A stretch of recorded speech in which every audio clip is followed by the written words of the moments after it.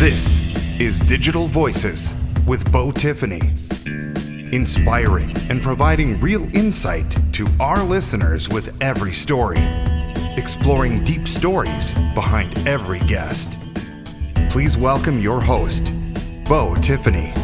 Welcome back to another episode of Digital Voices. Today we have Phyllis Leavitt and Robert Mills back to talk about the family of America, and more specifically, America's cry for help. So with that said, welcome back, Robert and Phyllis. And Phyllis, why don't you take us off? Tell us what we're going to be talking about today. Yeah, I'm going to start off by just explaining what that term means, America's cry for help. And it comes right out of something I learned early on in the world of family therapy. From the very beginning of my practice, I started treating children, and I thought I was going to do a lot of play therapy with individual children.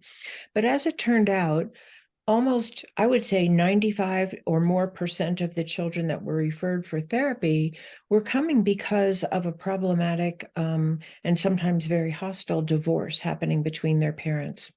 And so they came for a variety of reasons: bedwetting, nightmares, fears of going to school, aggression toward their siblings, you name it. There were all kinds of symptoms that these children had. And I very soon learned that you really had to look at what was going on in the family if you were going to treat the children with any hope of success. So I had a little girl that was referred to me for bedwetting, and I called her parents in, and to begin with, just to get a family history and find out what they thought was going on with her. She was 12, I think. And they were like, we don't know. Everything seems okay. We don't really know why she's doing this. And so the first session I did was I had the whole family come in with her and her two siblings. And I did something called a family sculpture, in which each person takes a turn and they set up a scene, any scene they want from the family, and they give each person one line to say. And the mother went, the father went, the two sisters went, and just all these very benign, we're having lunch, doing homework, whatever scenes. And I'm thinking to myself, what's missing here? And then the little girl went last, who was wetting the bed. She put her mother on one side of the room and her father on the other side of the room. She had them stretch their arms out, point at each other, and scream at each other to stop their drug use. So that's what was going on in the family that was affecting this little girl. They're fighting the tension in the family, the hostility, the rage, and the uncertainty of what was going to happen to the family and the couple, in addition to what was happening when the parents were using, was causing her so much anxiety. Her symptom was wetting the bed. Had I not known that, had that not come out, it would have taken probably a long time to discover. I don't know if she ever would have told me. And so that's the model for looking at what's going on in our country and in our large institutions and in our communities, that most often those with the largest, the biggest, most glaring symptoms are calling for help for something going on in the larger family system that's not working, and is often abusive, neglectful, alienating, assaultive. And if we look at the family of America, we have mass shootings, we have high incidence of rape, sex trafficking of little children. I mean, we can name, like a whole list of horrible ills, murders, drive-by shootings, drug-related crime. And if we only look at those people as bad and they need to be locked up and the key thrown away, we're missing the point. They're calling for help for what's not working in the larger societal structure. And I don't think this is common knowledge, and I want to make it common knowledge, because otherwise we cannot stop this cycle. So please chime in. Yeah, go ahead, Robert. I'd love to hear your thoughts. I think that those are incredible points that I think people need to learn more about and need to hear some of Phyllis's expertise. And I'm going to come to the table here with a broader focus here, which is not which basically complements what Phyllis is saying, okay? Because these stresses and all this dysfunction and anger and hate, and that is coming from the broader society, and it's coming down into the family, and it's creating some of these conditions. Right. And I want to talk about what that is and where it's coming from. And I'm going to bring to that discussion a discussion of what's called the DSM-5, which as Phyllis knows is the Diagnostic and Statistical Manual of Mental Disorders, the 5th edition. Now, this is the Bible that psychology, psychiatrists, and clinicians that deal with mental disorders of all types in all forms of practice. This is their sort of their Bible. It has a common terminology, describes the common symptoms of mental disorders so that clinicians can use the same vocabulary with each other as they identify and diagnose these symptoms. And what I'm going to argue here is that a portion of one of our political parties, I think it will remain unsaid at this moment, because I think you know what I'm talking about, has begun to exhibit behaviors which are classical mental disorders. They are identified and described in lurid detail in the DSM as mental disorders, okay? And they have certain characteristics, and among them is schizophrenia, and that's a mental disorder where people interpret reality abnormally, and there are many symptoms of schizophrenia, including delusions, and a delusion is a belief, usually strongly held, in the absence of proof, and in fact, in the face of overwhelming evidence to the contrary. And a subcategory of schizophrenia, which I'll be talking about, is called delusional disorder, and it's manifested by paranoid beliefs, belief that you're being followed, spied on, poisoned, indicted, and all kinds of conspiratorial thinking, and a disordered thinking. And I'm going to come back as Lois goes over this and talk about how the national conversation taking place now, with the former president and large portions of his public, not all of them, okay? And I want to be clear about that there are many conservative voices out there, some of them quite conservative, that I have read for years, columnists in the New York Times, the Washington Post, the Wall Street Journal, and others who are quite wise, and they have much to say that's worth listening to, and it's legitimate.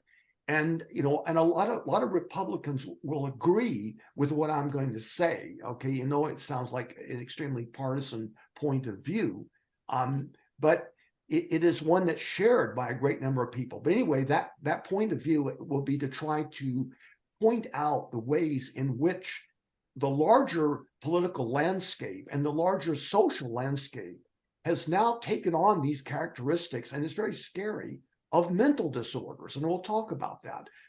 I mean, Phyllis, to talk about, to elaborate on that, and where in the broader society this is coming from.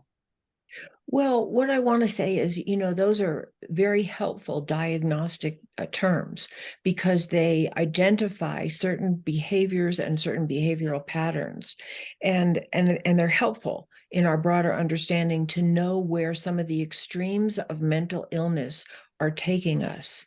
So in that light, let's incorporate some of the DSM into what we're talking about.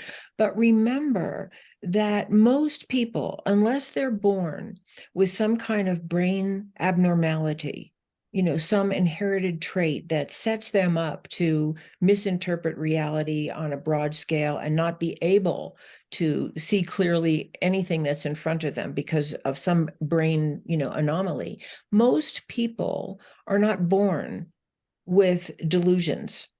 They acquire them through their experience, either through terrible trauma that has distorted their way of thinking and coping, and or the conditioning around them has brainwashed them into thinking and believing things that are not true, that serve someone's purpose.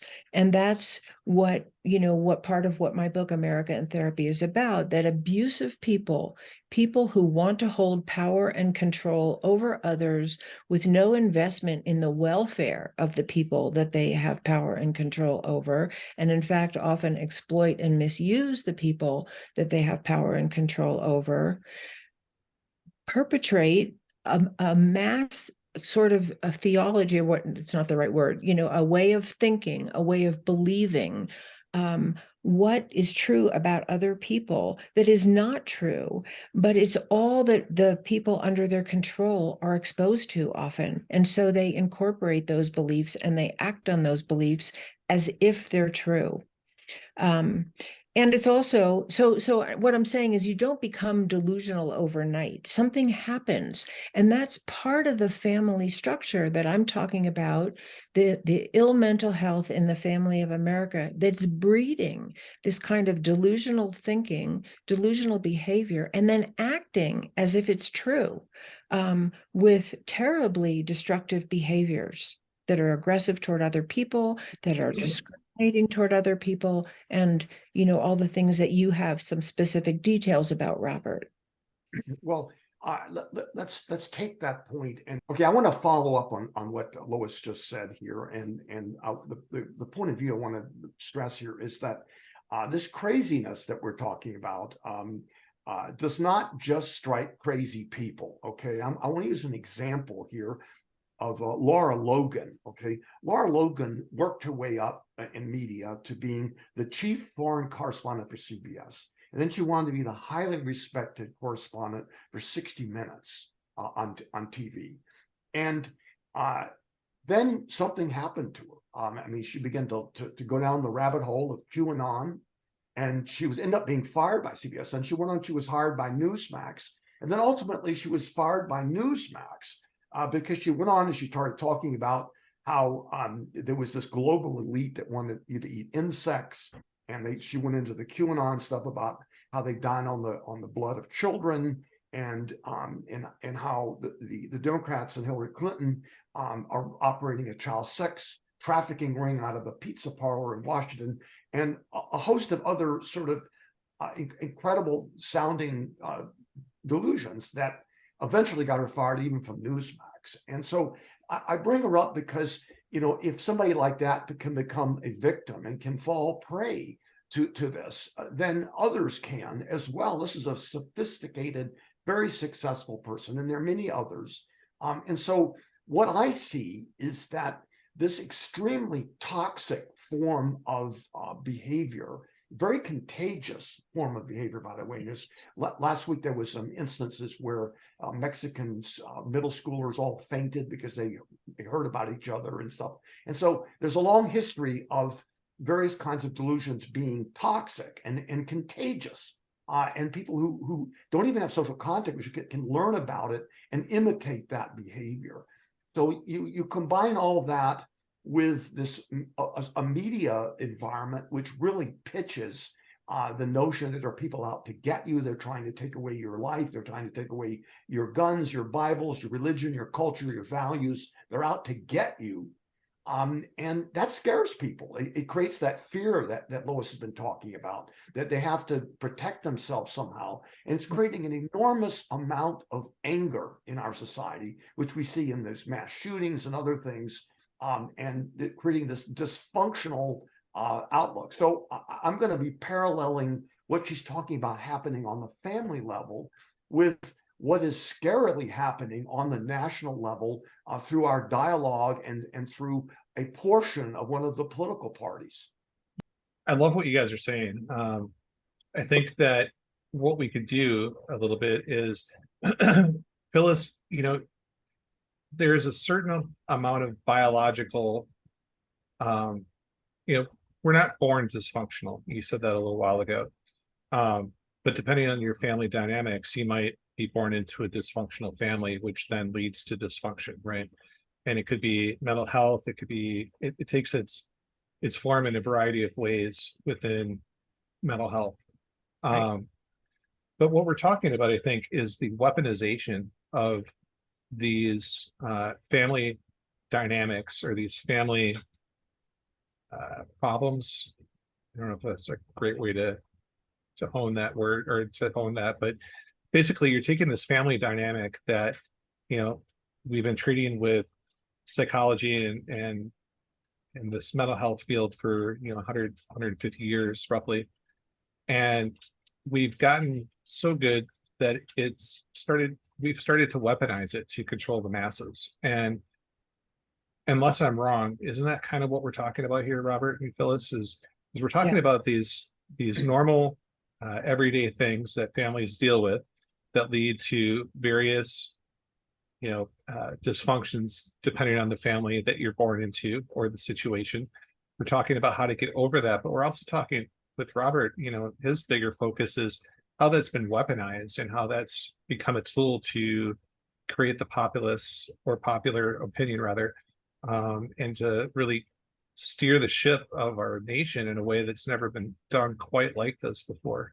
And I think one of the big technologies that really pushed this and what's made this as big as it is the internet and the globalization that's come from that. We now have all these outlets of fake news, and we have these political things like Cambridge Analytics, where they're weaponizing social media to steer popular opinion. So I wanted to kind of just hone that out, because that is kind of what we're talking about, isn't it? We're talking about these normal things that we've been dealing with as a family for hundreds and hundreds and thousands of years, and now we've entered this era where it's become weaponized in a way that I don't think we've ever seen throughout history before. Well, let me speak to that specific point. This week, a couple of days ago, David French is one of my favorite columnists. He's a writer, and he wrote a column in the New York Times in which he talked about how it was partly autobiographical, where he was engaged to a young woman at 24 years old, they were both 24, and her father said, if you want to marry my daughter, you've got to go to this week-long seminar given by this extreme right-wing group that is influencing evangelical America. He mentioned the guy, I think his name was Gotham. You have to go to this seminar to marry my daughter and see what we're all about here. So he went to it, and he was horrified by what he saw, by the controlling evilness and darkness of what he saw. But what also shocked him was how these seemingly normal people, healthy, well-adjusted people, could, in the right circumstances of listening to this guy and his haranguing them, could be brought under his control and his spell, and could be convinced of doing extreme things and thinking extreme things, and pulled from their ordinary life into a form of madness. And after taking a good look at this, he broke his engagement with this young woman, but he sees these symptoms. He sees this taking place in the media environment today, which we've all been talking about, and in which people are being pitched this extreme notion. And we are a great deal more susceptible, I think, as a nation to this and as people than most people realize. We are vulnerable, as all these cults have taken place over the years show. And I could recite a whole bunch of them that were in a column about, cult leaders leading people into death again and again in the last 20 years. And we are, as a people, as a human beings, like Lois said, we're not irrational, we're not born crazy, but we are susceptible to be driven crazy or led into crazy ways by bad leaders.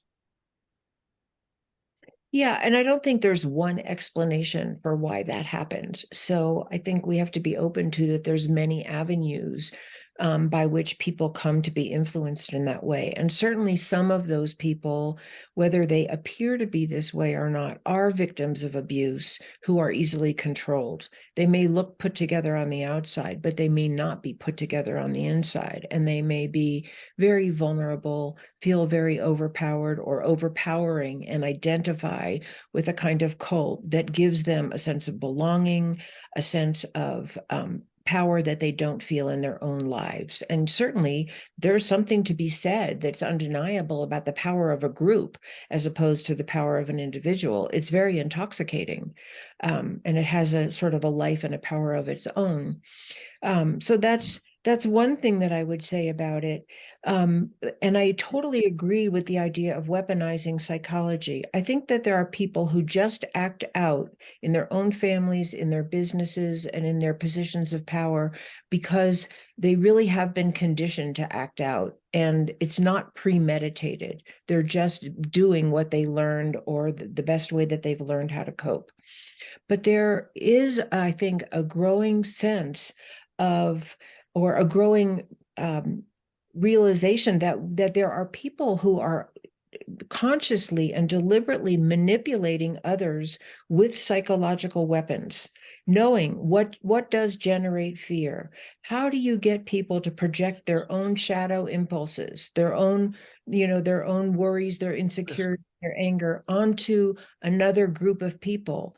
But all of this is about maintaining power and control, whether it's greed, sexual power, political power, whatever the power is, it's harnessed to keep those in power and grow their power. And I think we saw that with Hitler. A country was turned against one race of people to the point where they were built ovens.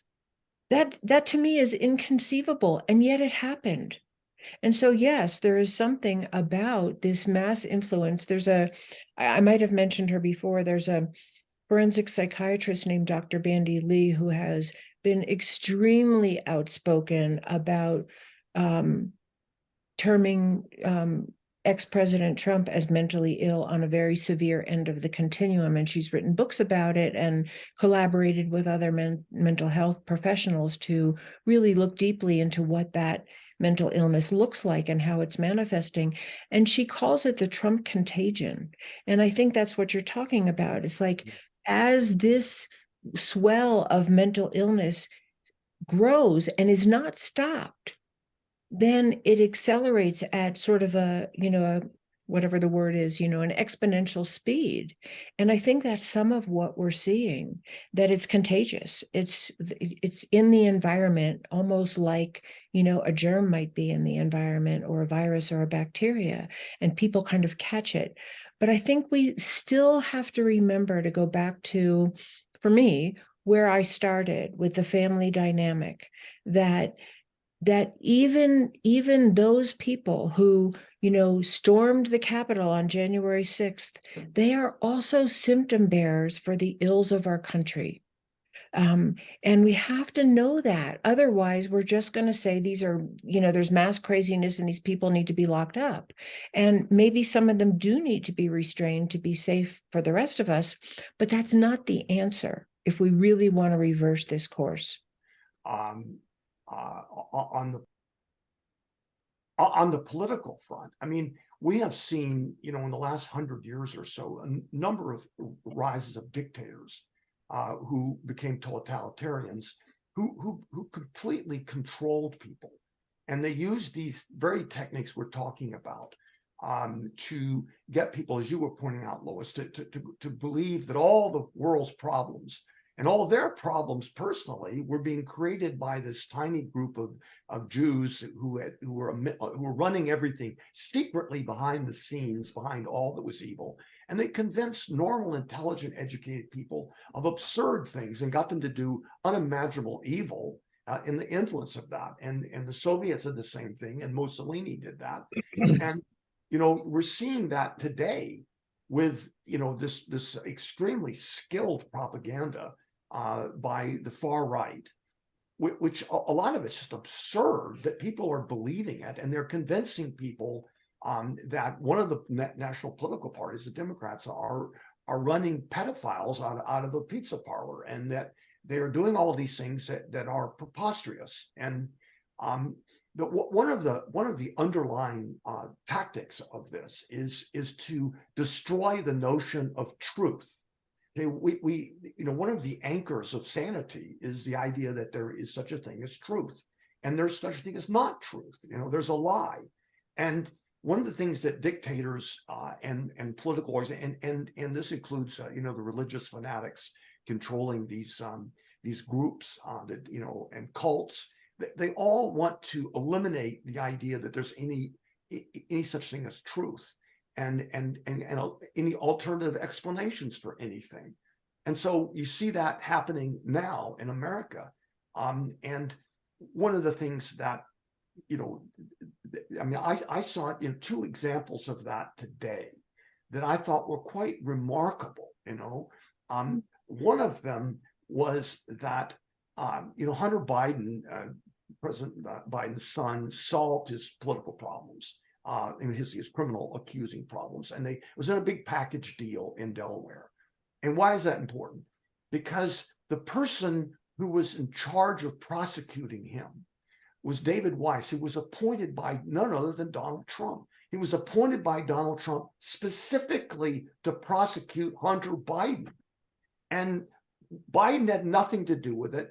And his attorney general, Merrick Garland, had nothing to do with it, never communicated with him.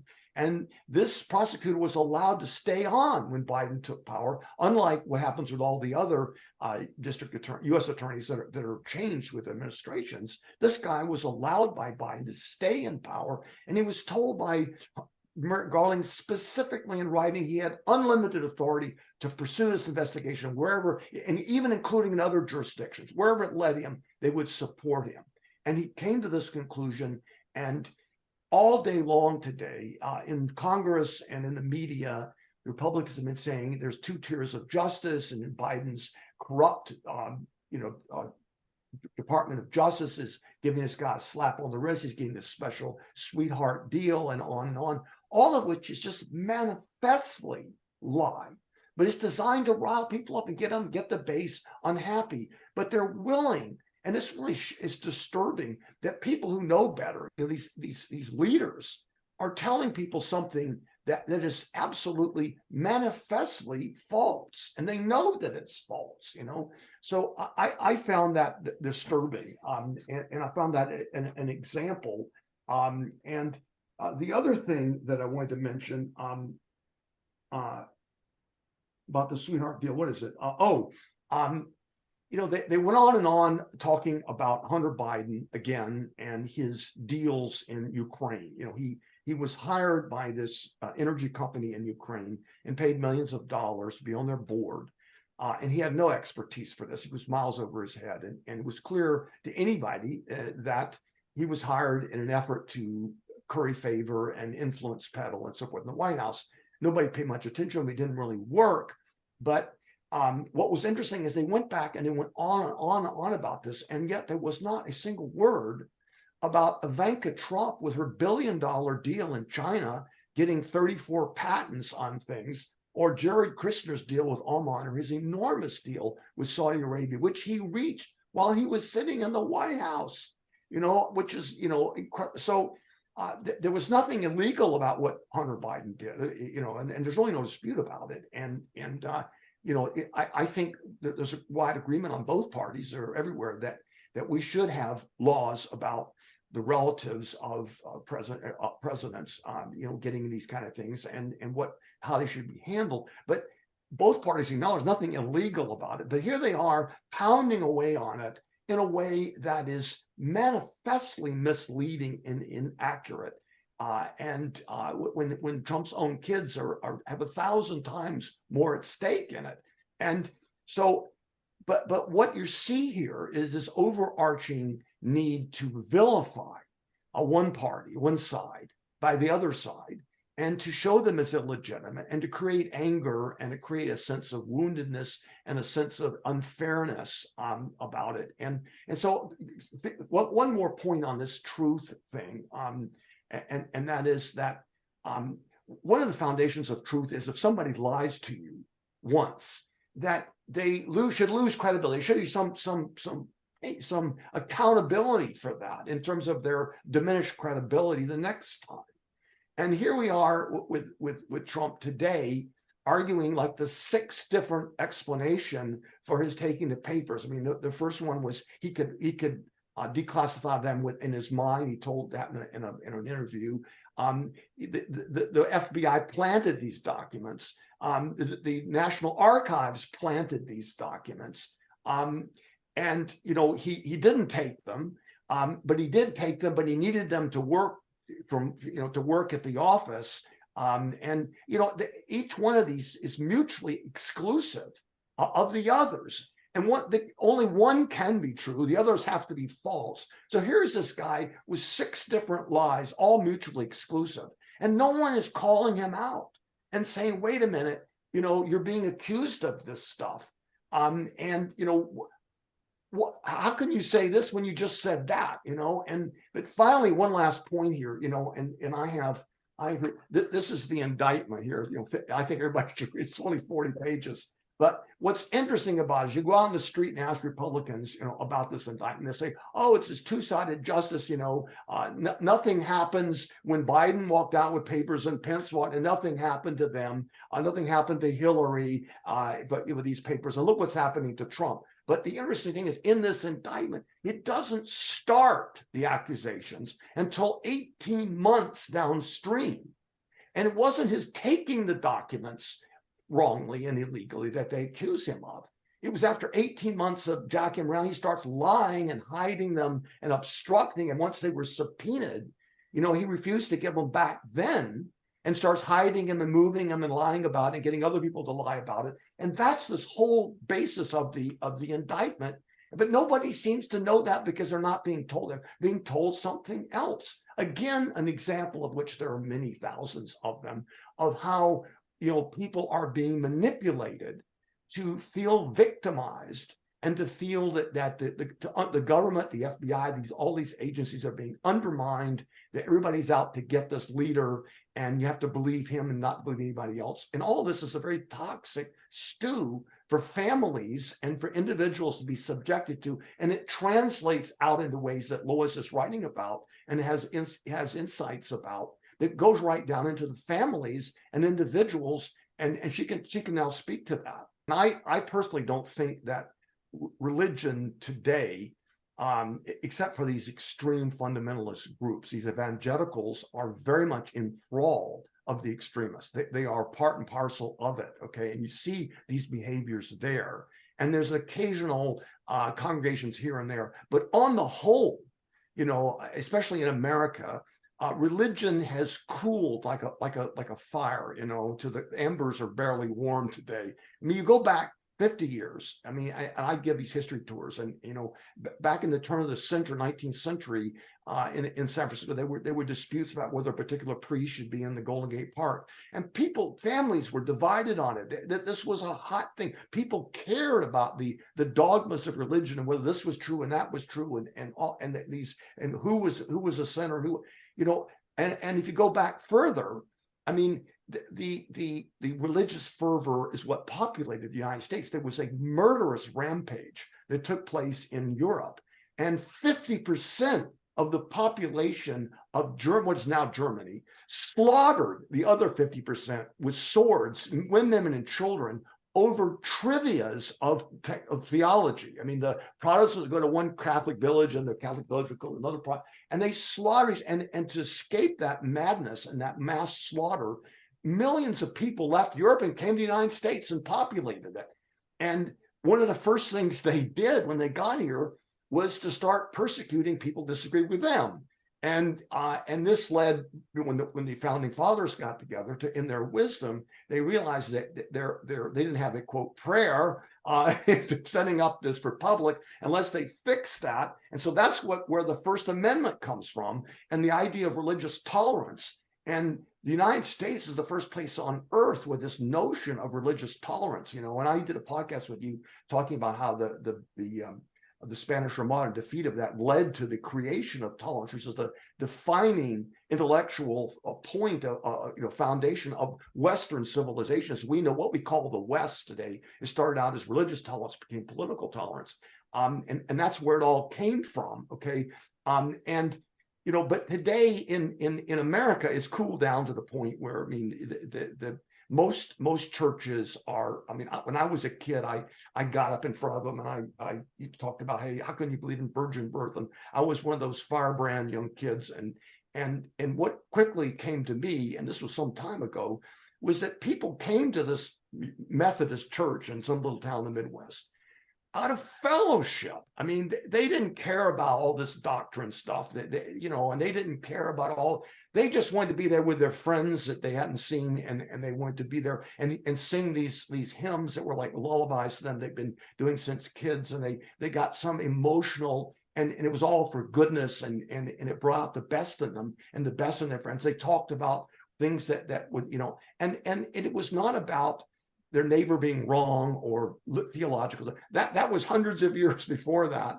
And it today in America, with exception of these evangelical crazies, of which there are such significant numbers of them, but they're a minority, a significant minority, and the rest of it is religiously sort of benign, actually, in terms of their political influence, because they espouse forgiveness and love and things like that, at least on the surface. And a lot of them appear to believe that and try to act that way. So I think that it's the political operatives who are doing this for commercial reasons. As I point out in my last memo with you guys, that, I see America as being run by these interest groups who have enormous financial stakes in the current system, which I think I ran a company with thousands of financial hundreds of financial planners who ran, and I saw firsthand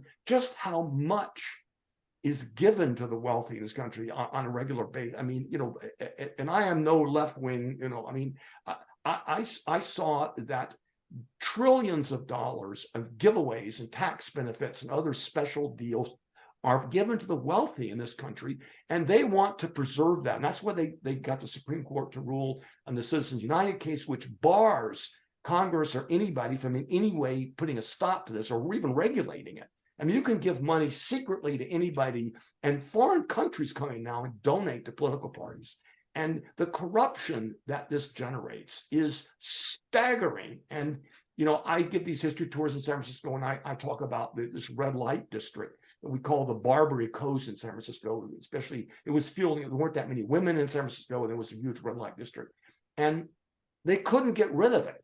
And they tried for generations. And it was full of corruptions and sex trafficking and drugs and crime and disease and everything. They couldn't get rid of it, even though the overwhelming majority. Why? Because of cash bribes paid to the politicians and paid to the police that just overrode the will of the people. It took until 1919 on Valentine's Day, when finally, with the bullhorn of the media, what's his name, the great William Randolph Hearst turned his megaphone against it, and that created this right, the mayor and the chief of police and ran on this, and they won, and they gathered up 300 paddy wagons and an army of police and went into this community and smashed it to pieces, and it never came back. But it took that. And so I see that this is going to frustrate. I see it underlining any effort of what Phyllis and I will talk about as the solutions to the problems that we see are being engineered and by these mega forces that I frankly don't see any ready way of controlling them, because they've rigged it up so they can't be controlled. And they are incredibly good at this.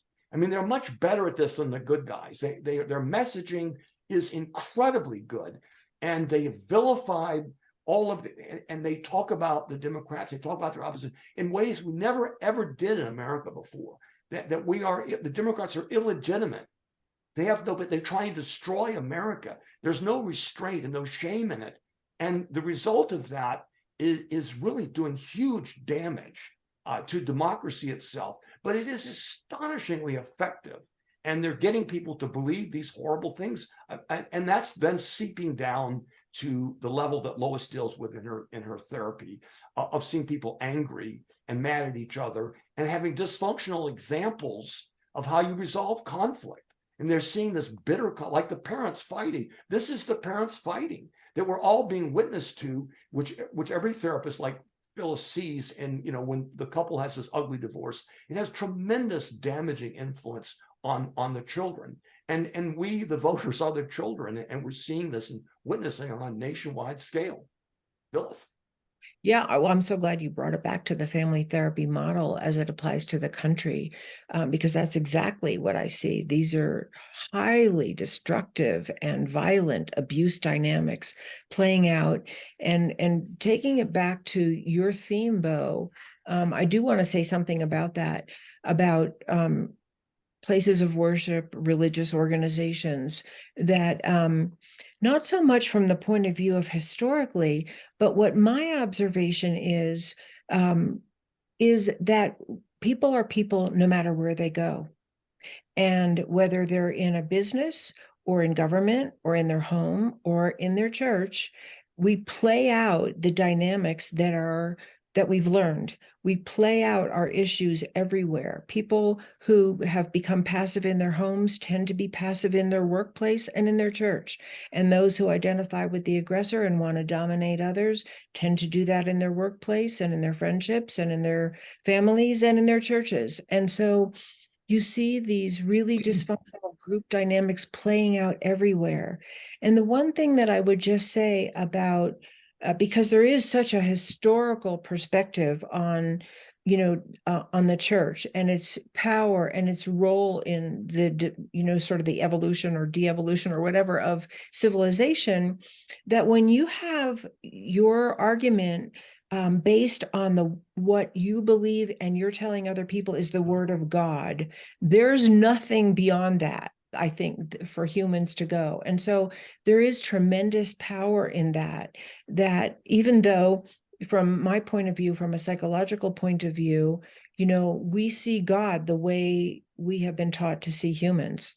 If we see the divine in humans, then we might see a loving, benevolent God, and a just God. If we have been taught that some people are superior and others are inferior and they're not worthy of being treated well, then we're going to formulate a God who espouses the same beliefs. And I think that's what you see happening in a lot of religious institutions. But I also really want to bring it down to the personal level, because we're not immune, even if we're not out slaughtering people with swords. And I'll tell you this from my own experience. I was in a spiritual group in my 20s, and it was, it was fine. It wasn't espousing any kind of hatred of anyone else. It was really, trying to develop yourself in your connection to your own divine nature. It had very loving, not benign, but loving, connecting to your inner self principles. Those were the principles of this spiritual practice and the spiritual group. But people still played out their stuff. There was a lot of infidelity. There was a lot of, struggling for power within the hierarchy of the organization. And this is part of what I think is natural in human behavior, that some people are more naturally inclined to dominate, even if they're not coming from an abusive background. And some people are more inclined to follow, even if they're not coming from having been overpowered. And we play these things out. But if they're not played out in some way that keeps an eye on the common good of everyone, then you just have fertile ground for the misuse of power and the overuse of power, in the name of whatever those in power want to accomplish. They've been dealing with these issues similar to the modern ones that we're dealing with for quite a long time historically, and they've tried to tackle it by doing a few different things. And I think that there's lessons to be learned just through history sometimes, and so one of those things that has gone a long way with the church is apologies and reconciliation. We're trying to get these people, whether you're Democrats, Republicans, Independents, far left, far right, we want everybody to work together. And so, there's sometimes deep-seated hurts and feelings because of this, that, or historical issues. So we need to wound some of those, we need to heal some of those wounds so that we can move forward. And I think there's a few lessons like that, that, we can borrow from the church towards our own healing. And that was what I was trying to allude to. Looking through that lens, is there anything that we can borrow from, we'll narrow it down to just say the Catholic Church. Is there anything, like I mentioned, the apologies and the reconciliations, or at least the move towards those, also human right advocacy, there's social justice advocacy, theology of peace. There's a lot of things that they've done to try to grow, and they've been around 2,000 years, which is quite a long time. So, again, is there anything that we can learn that we might use towards our own healing? One of the things that many people know about is the Truth and Reconciliation that happened in Africa, South Africa. And I think, I did a little bit of research on that when I was writing my book, and it's a really powerful model because it incorporates a real drive towards psychological and emotional and mental healing.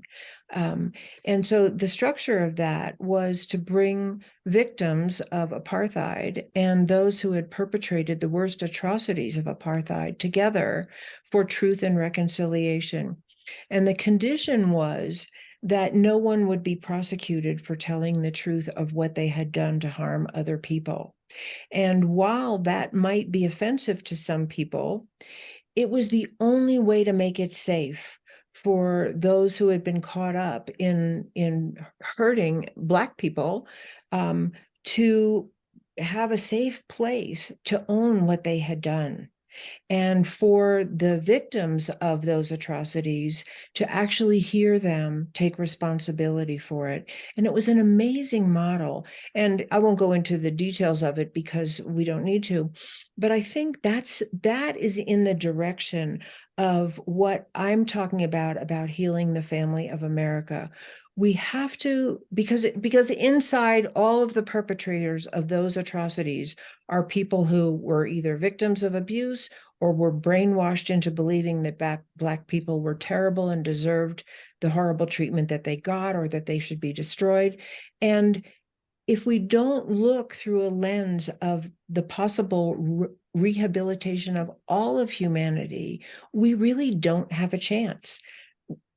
Do we know how to rehabilitate everyone? No, but we can work toward that. We can set the stage for that. And I think the whole model of truth and reconciliation, whether it's from a church or from government or from a larger, corporation that's mistreated or, underpaid their clientele, that is an incredible model to start with, because it makes it safe to be accountable for what we've done that isn't okay. So I want to throw that into the mix. That would be an amazing thing for us to model in the United States, and maybe adapt and evolve to an even better model. With that same thought, is there anything that other nations are doing that we can borrow from? I do know, like Greenland and some of the Scandinavian countries, there's been a lot of press regarding how they've, renovated their own political systems and have brought it more towards the people and grounded more towards the people. Is there anything that we can borrow from that as we try to figure out our road to healing? Can I throw something in about that, or do you want to go? You can go, Robert. Well, I hate to be the naysayer here, but I think the last thing on earth that the political powers of the United States want is truth and reconciliation. Truth and reconciliation would undermine their entire objective and their financial interests and everything that they're trying to achieve. And they are making an enormous amount of money and gaining enormous amount of benefits by riling people up and making them feel wounded and angry, and creating as dysfunctional and chaotic a system as they can possibly get away with. And so truth and reconciliation requires, it happened in those countries after the event, okay? Once there was already a democracy, it was a multiracial democracy, and then you could turn to healing. And it made sense then, and everybody had an interest in it then. But in America today, as you just saw today, with Republicans attacking Biden for things that they know perfectly well and distorting the hell out of him and making it seem like he's engaging in some sort of evil, horrible thing to give his son special privileges and everything. When you watch it, you see that that model is unworkable in the United States. And so, how do we solve the problem in the United States? I mean, it is more fundamental than that. I mean, that is a political solution at the surface, okay, which you could have if we all agreed on something. But there is incremental stuff. There are some Republicans now working bipartisanly with some Democrats on a number. There's a big article in the New York Times today about a half dozen important issues that there is some bipartisan movement on. They might be able to get where there's common interest in that. They might get that through. But on the bigger picture of this situation, there are enormous interests in this country that do not want the green revolution to take place. There's the fossil fuel industry. There's a host of other industries that have enormous best interest in keeping things going backwards instead of forward. And so to fix the system requires changing the fuel that operates on, which is money. There's a famous California politician called Jess Under. He was the Speaker of the House here, and he said money is the mother's milk of politics. And in order to change it, you have to change how it's financed. And to change how it's financed, you have to gain control of it. And you have to overturn the Supreme Court decision. And this is a tall order. And it's going to take some doing to do that. I have some extreme ideas of how it could be. People have talked about how it could be done. For example, you could, if the Democrats gain control of both houses and the presidency, which is possible, and they will at some point, if you do that, you subdivide the District of Columbia into 155 states, which you have the right to do, and put a congressman and senators for all of them, and then you have those states call for a constitutional convention, and you amend the American Constitution to permit regulation of funds and campaigns, to rewrite the Second Amendment, to do a whole bunch of things that would make us, we out here in California, we have 2 senators with 40 million people, and Wyoming has 2 with 500,000 people. So their vote counts 79 times as much as ours. And the whole electoral system, it was all something that was done in this corrupt decision that was made with the Virginia planters in the 1787 convention, where they came in, they said, we want slaves to be people, we want to have it affect the suffrage, and they got that through. And the little states loved it because they were going to, originally under Madison's plan, they were going to get proportional voting in the Senate.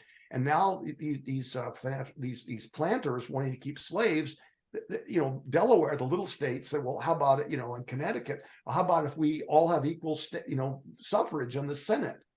Are they dumb enough to do that? Well, they did. And so now we have this distorted system that's grown 250 years out of whack. And, we have to go fix that whole thing to bring us back to eliminate gerrymandering and to eliminate ways people keep people from voting, to turn the presidency into a national referendum vote, and to make the representation in Congress congruent with population, which is what a democracy is, and get rid of this ridiculous electoral college thing and anachronism. And if you do all those fundamental things, you could turn America back into some powerhouse that would be enormously different than it is now. We reached our peak in the 60s, and when there was bipartisan support and control, people worked together. And we could get back to that. Our growth then was 7-8% a year throughout that whole period. And there was a lot of bipartisan stuff, and the Congress worked bipartisanly. And, Lyndon Johnson would call in the Senate Majority Leader, Everett Dirksen, and the two of them would sit and have a drink somewhere, and they would work things out. That's all gone now. And what we have is this horribly dysfunctional. But it's going to take very fundamental stuff to fix it, and we're not really talking about that yet. I think we will at some point soon, but what we see now is this horror of this horrid dysfunctional stuff growing in power every day and becoming more toxic and awful in every way. I mean, look at the COVID discussions that start out. Now the right is saying that COVID is imaginary, that the vaccines don't work, and we should be jailing, Fauci and things like that. I mean, this is so irrational and anti-scientific and factually deranged that it's scary, and it's moving that way across the board. I have visions of how we could fix it, but they depend on a lot of big changes in how we conduct elections, and that's going to require Democrats winning. Well, I think optimistic. I think that we're actually doing a very similar thing with different information, because what you're doing by talking about everything that you're outlining here, Robert, in great detail, is educating people. A lot of people don't know the things that you're saying. I don't know some of the things that you're saying. And that's exactly what I'm trying. So you're talking about abuse of power at a very high level, at a very manipulative level, that's really could cause the demise of our country. And I'm talking about exactly the same thing from a psychological point of view. When abuse dynamics mushroom out of control, they do things like what you're talking about, like pass Citizens United and have dark money influencing politics and elections. These are all the dynamics that abusers use to keep control. They malign the truth tellers is one of the things that happens in an abusive family. And that's what's happening in our country, that anyone who stands up and calls truth is maligned, is slaughtered in the press, is, barred from entering certain places to be witness to what's going on. So what I'm doing with my book is trying to educate people from a psychological point of view of the same dynamics that you're pointing out on a practical level. This is how it plays out. This is what happens when abuse runs rampant in our country. And so, I think we're very much in alignment. And I just want to highlight that I think educating people is one of the most important things. And that's why people who want to stand up for the things that you're saying and the things that I'm saying and the things that you're saying, Bo, we just have to keep doing it. And there's many, many, many of us. There's thousands and millions of people. We're just part of a great ocean of a tide that's rising that really does want to expose the truth, that really does want to inform the average person on the street of what's actually happening to them. Well, I agree with all you said, except that I see the tide going the other way to some extent. And the problem with educating people is that, as I point out in the memo I sent you, I see this worldview of the U.S. is controlled by this enormous collection of economic interests who have congruency of needs in certain ways, and they're going to block anything. And they have created their own network and their own media ecosystem. And that media ecosystem is enormously effective. And it's Fox and Newsmax and the whole series of social media. And it is creating this sewage pipe that goes down the throats of most common American citizens. And it is indoctrinating them with a whole series of horrors. And it is a hermetically sealed environment in which you go out and we see people in websites, we see people go out and talk to people on the street.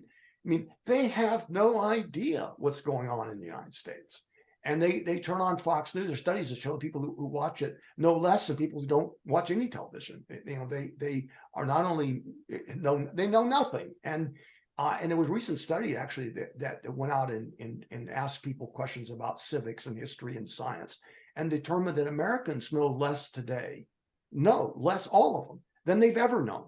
We are more ignorant today on fundamental things, not political things, but I mean things about science and history and civics, less know than ever before.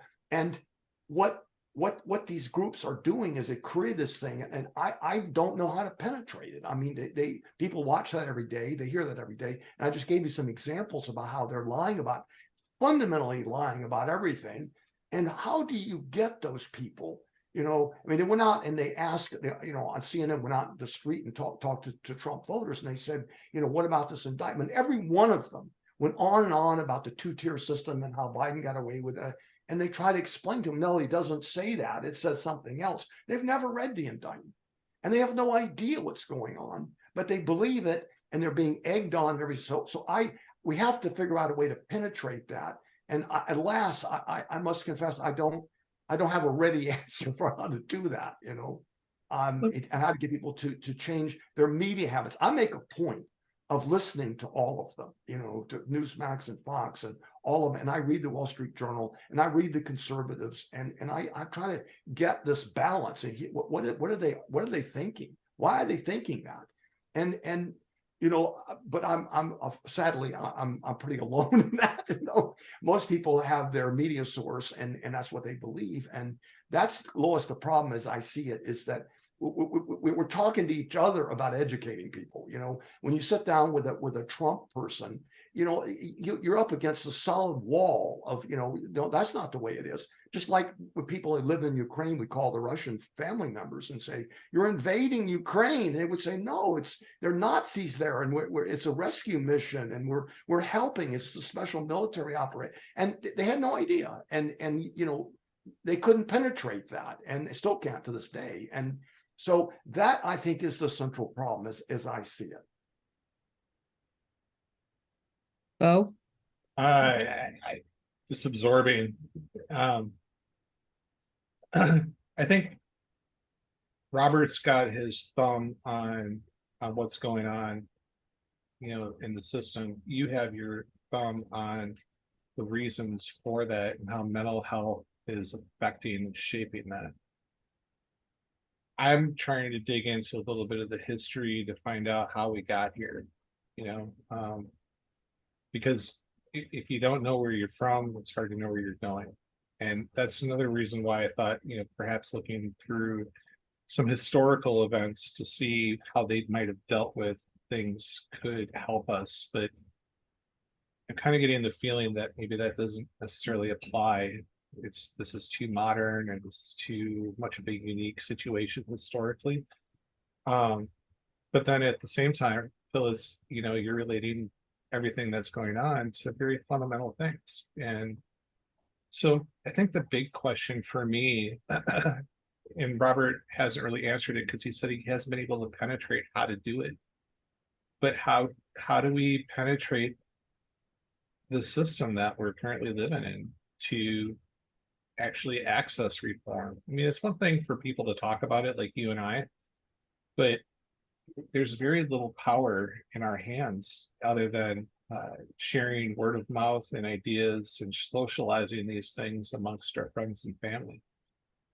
And, you know, that's a long road to recovery. Can we afford to wait that long? You know, what are the practical ways that we can borrow from maybe other nations or, you know, other cultures that would help us in our own? Is there any? And if there's not, then truly, what do we do?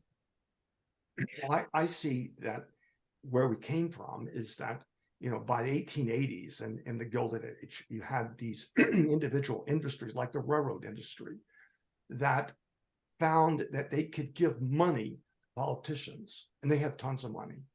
And it was enormously successful in getting them what they wanted and overriding the common citizens. And they were able to get up tariff arrangements and stuff that benefited big businesses at the expense of everybody else, even though we're much more populous.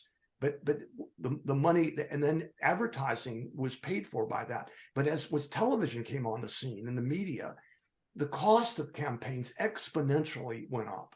And so the influence of money exponentially went up along with that. And if you can raise millions of dollars, you know, I was just in this incredible experience. I'm one of the top lobbyists for the California Civil Rights Alliance. You know, we spearhead about 650 green organizations, and I'm sitting there face to face with politicians in Sacramento, trying to convince them not to kill solar power because it's so successful. We're the most successful state by far. 2 million houses have rooftop solar because of you guys. Wonderful thing you did, but the utilities funded by fossil fuels are trying to kill it, and they are killing it. And I'm saying, how can you let this happen? And the seasoned lobbyists over, they put their arm around me, take me out and say, Robert, you don't understand. They have millions of dollars, to go into the whorehouse here, and you don't have any. You have votes, but until you leverage that and say, we're going to defeat you unless you and mean it and show it, you get nothing. And so that's what's running the country is money. And the interests we were talking about, who will control, they have a whole lot more money than everybody else. I mean, they have all the money basically, and they're given that money through the Fox News ecosystem to get the legislation they want to avoid, and they give to both parties in many cases, and they are getting these enormous stuff for the extreme wealthy. And it's getting worse. But in 1950, San Francisco was the most egalitarian city in North America. The bottom 20% made only about, the top 20% made about 380% more than the bottom 20%. And then today the average CEO makes 400 times what the average worker makes. So in the course of last 80 years or so, San Francisco's gone from the most egalitarian city in North America to the least egalitarian city in North America, with this enormously wealthy fringe at the top, sucking up all this money, and they're just rolling in money, and they're using it to perpetrate this system, which makes them the money. And what is our leverage in that? I mean, theoretically, if we could get all the votes, we could have, and so at some point the opportunity will happen. And a lot of people understand this. That's why we won what we've won, is that, there are a lot of Americans, probably the majority, who believe what we're talking about. 50% of all the Americans are in 8 states. And around the wealthy, educated parts of America, they're all on board with this. But it's the rest of the America, the poor, the rural areas, which are now Republican, who don't know this, and who don't know what they don't know. And so the battle is coming down between there's a huge reorganization going on, in which the Republican Party is becoming the party of poor people and poor working people, the ones who we're talking about, who are victimized by all this stuff. And the Democratic Party, which once was the workers' party, right? The Democratic Party is becoming the party of the elite and the wealthy and the educated and the big cities. And that's something dramatically different than it's ever been, since FDR put the coalition together. And Nixon changed it all when he passed the civil rights thing. He switched it, and because the Republicans were the liberals, and I tell people the story about these statues in Golden Gate Park to Republicans put there by San Francisco liberals. They said, what are these people doing here? I said, well, they were the liberals then, and so it switches around, things change, and this is the really meaningful movement that's going on now. And we have to figure out a way to operate in this new environment, in which all the players are changing jerseys, and get on top of that. And it's not hopeless. I don't have a lot of ready hard solutions. I don't know that I'm going to get anywhere. I went to Sacramento and sat down with these guys and looked them in the face, and I said, I've always wanted to do this, ever since I saw Ghostbusters, with that famous scene where the Ghostbusters asked the mayor of New York, will you help us do this? And he says, no way I'm going to do that. And one of them, Dan Aykroyd, puts his arm on the mayor and leads him off and says, Mr. Mayor, if you do this, you will endear yourself to millions of registered voters. And he looks this 1,000-yard stare, and he flips around and he says, okay, what do we have to do?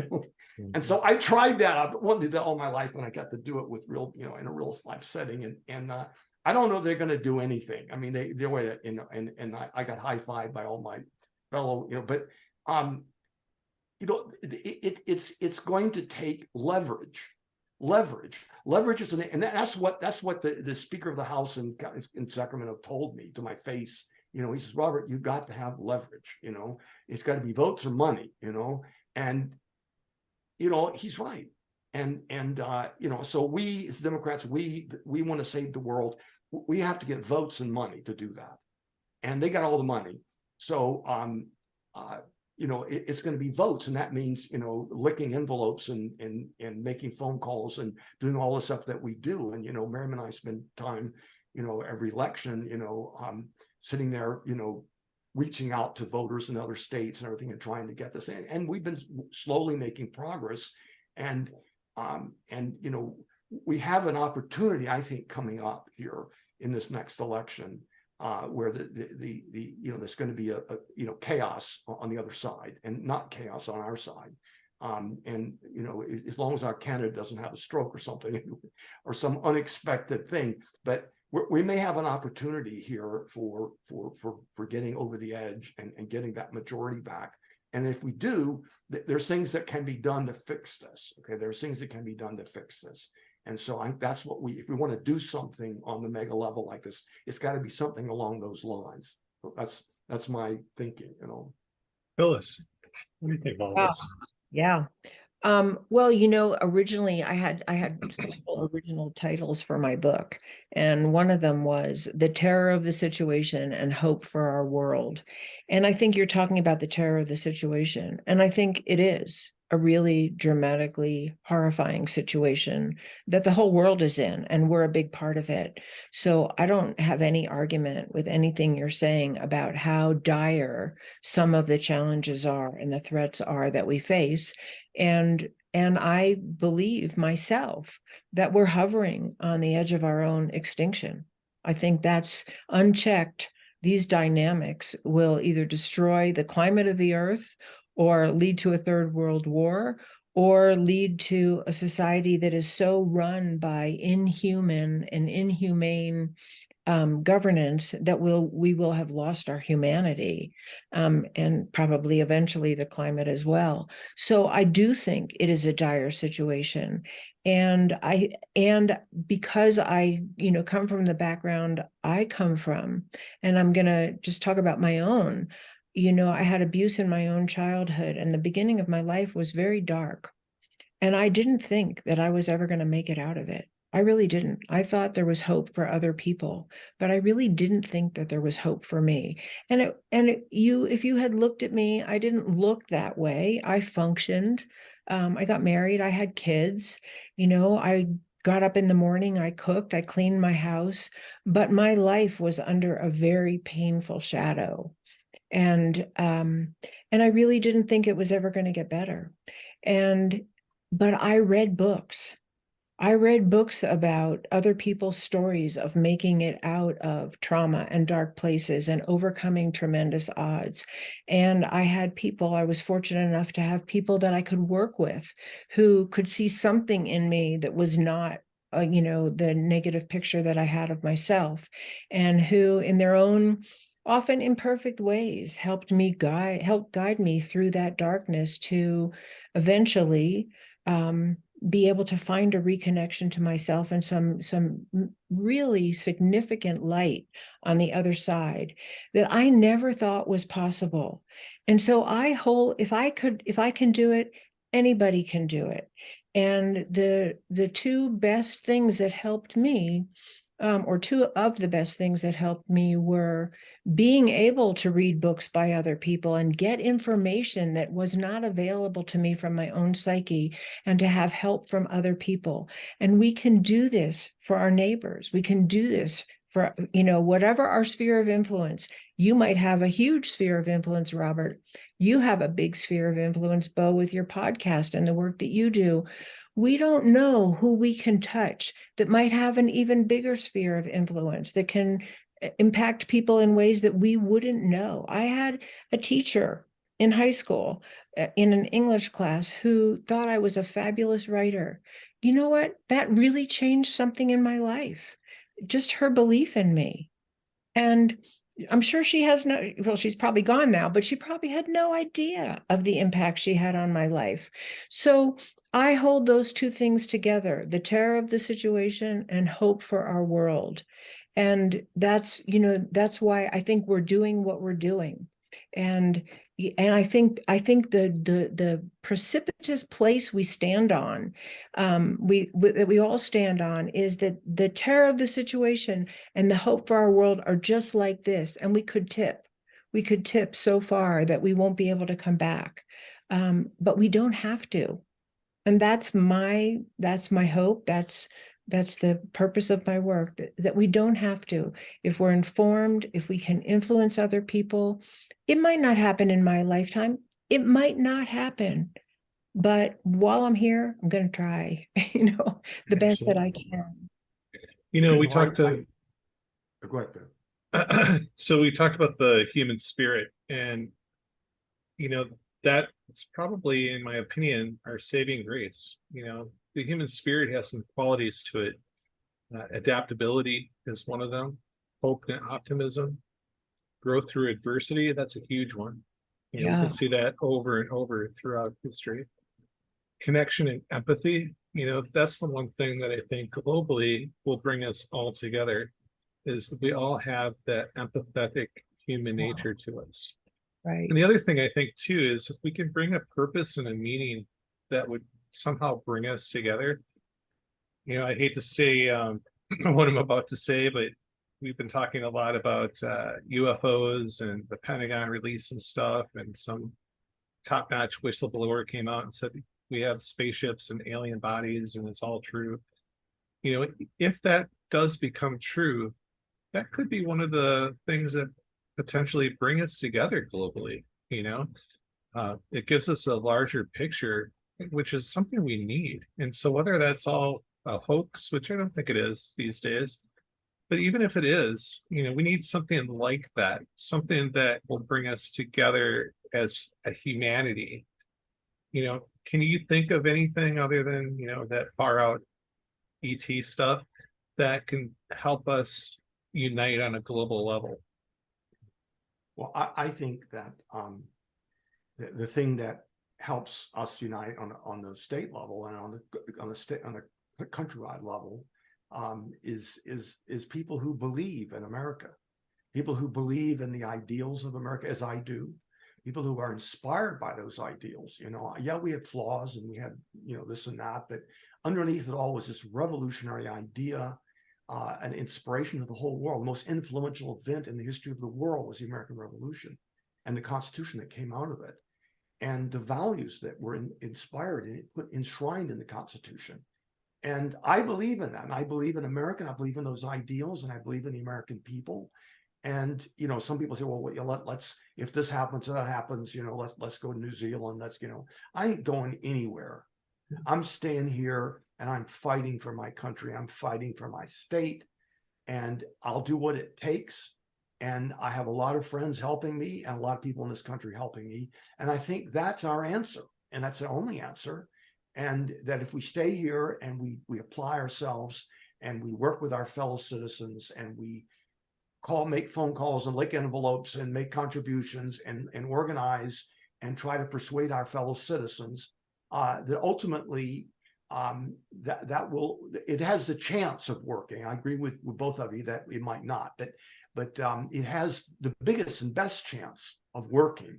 And we have to do that and try to make it work. And I think that we have this enormous cataclysmic opportunity in the next year and a half or so to make it work. And I'm going to be on the front lines, fighting away to make that work. And with any luck, we'll be back here in 18 months with some good news to talk about. Phyllis? Yes, we just have this, it's just this delicate balance of really speaking loudly about the cataclysmic, tide that we're rising on, and saying it's not too late. There is hope. And from my point of view, which I think is, the missing piece in a lot of conversations, from a mental health, psychological point of view, we know how to break the cycle of abuse. For many, many people, we know how to do it. We have to find the will to do it, and enough people who want to do it, and maybe enough threat to our potential existence that we're motivated to do it. Give us the steps for breaking the cycle, just so that if they didn't catch our previous episodes. Yeah, I mean, I think, well, I had identified elements of repair in my book. And it's one of the later chapters in the book that we use in the field of psychology and psychotherapy. And they're things that we all know. I'm not going to tell you anything you haven't heard, that you don't know, that you probably haven't tried to employ yourself. But the underlying principle of repair of our human relations, the goal is to reconnect. The goal is to find reconnection with each other, because when we reconnect, we don't want to do harm. That's just fundamental. But the steps of getting there, so there has to be some desire, even if it's not to reconnect to begin with, there has to be some desire to get out of the bad situation we're in and try something new. When couples come to therapy, they've tried what they know and it doesn't work.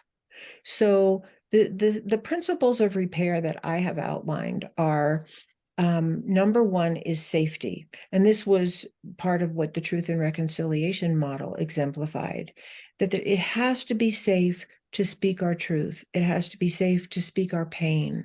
It has to be safe to speak the things that we've done that we don't feel good about, that we need to take responsibility for.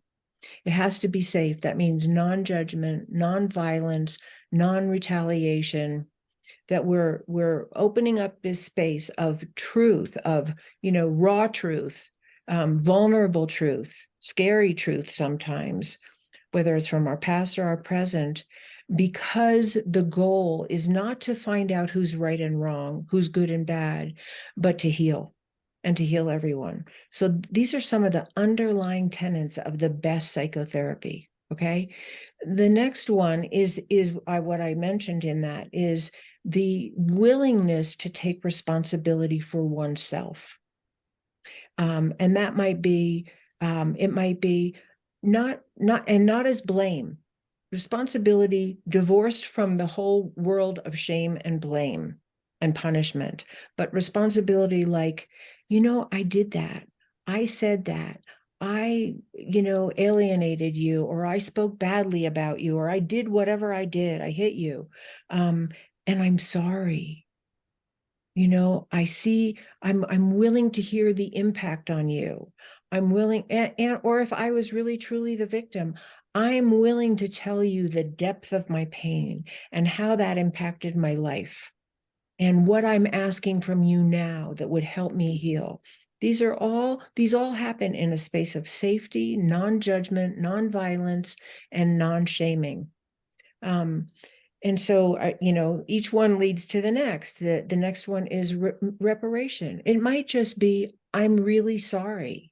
And I want you to tell me everything you need to tell me, how angry you are at me, how hurt you were by me, what you would like me to do now. These are some of the examples. Or I might be the one to tell you.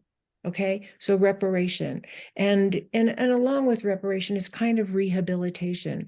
And I see that, as something that massively needs to move out into our social structure, that we're committed to rehabilitation of anyone who can be brought back to a functional, contributing, safe way of life, rather than just, locking people up for years and years and throwing the key away and blaming them and judging them. And the whole story about our justice system. Yeah. And then the next one is making agreements, having some kind of way to come back together. Even if I make an agreement, I don't totally like it, but I'm willing to do it for the sake of peace.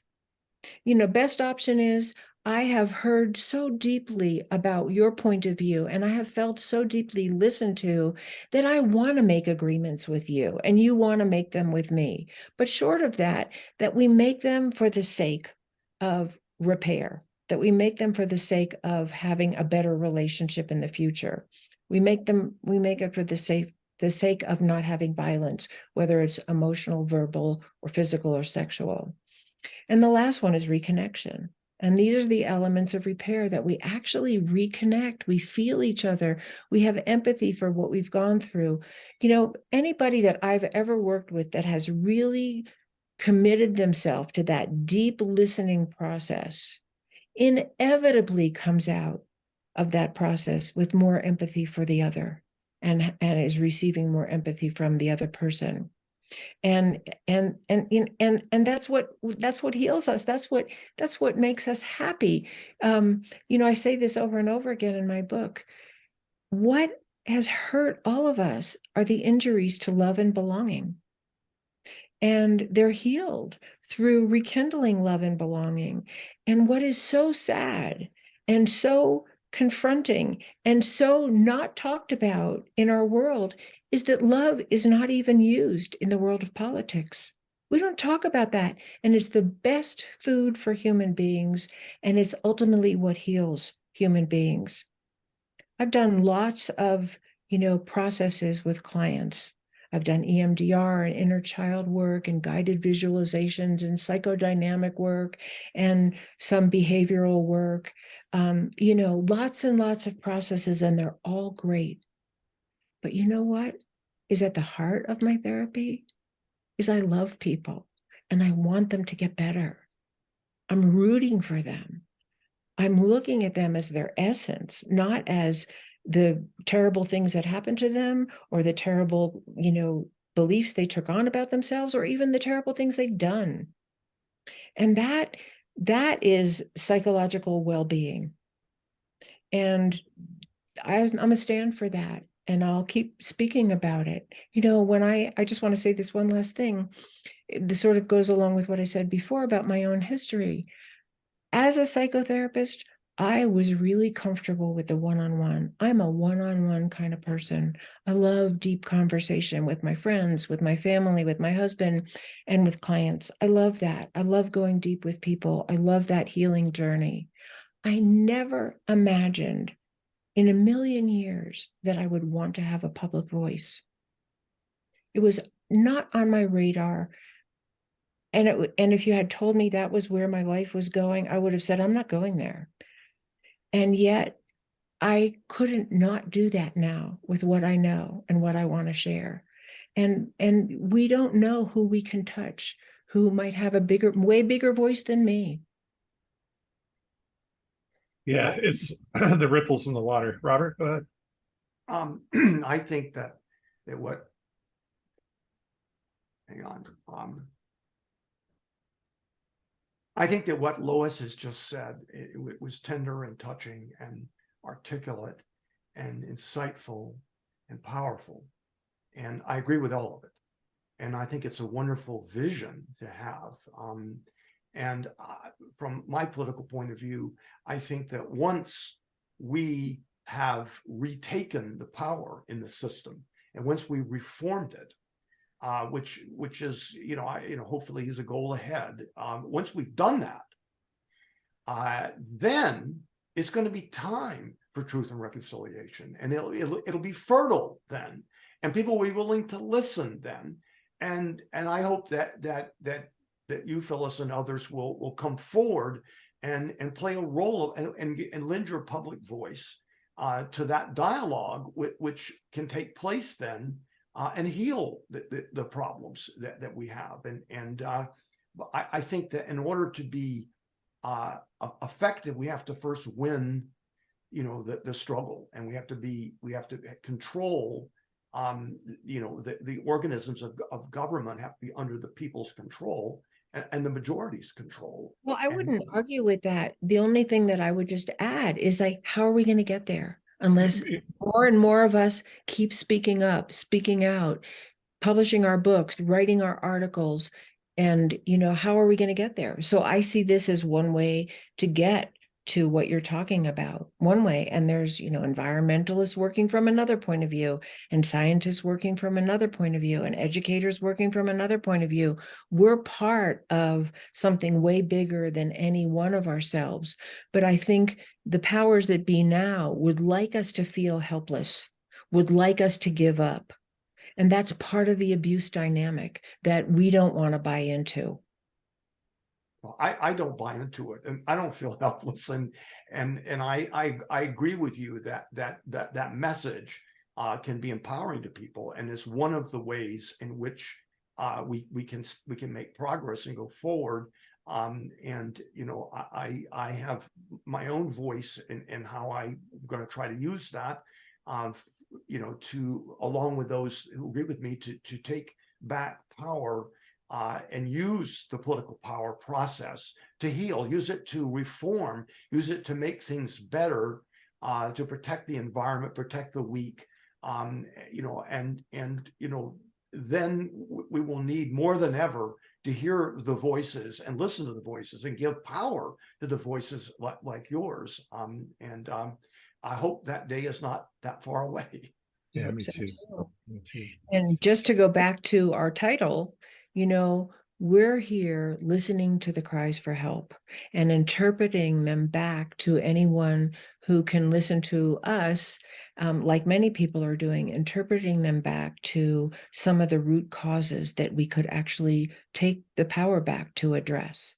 This has been Digital Voices with Bo Tiffany, exploring deep stories from real-life guests with real-life experiences, providing insight to our listeners with every story.